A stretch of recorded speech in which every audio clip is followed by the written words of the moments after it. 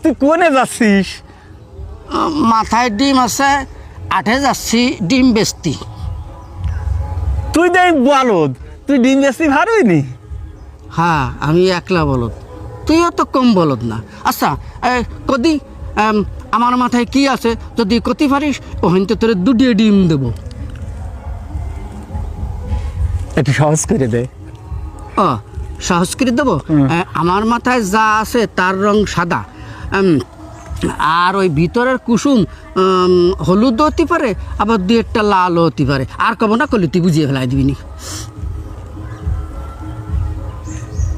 লেবু লেবু।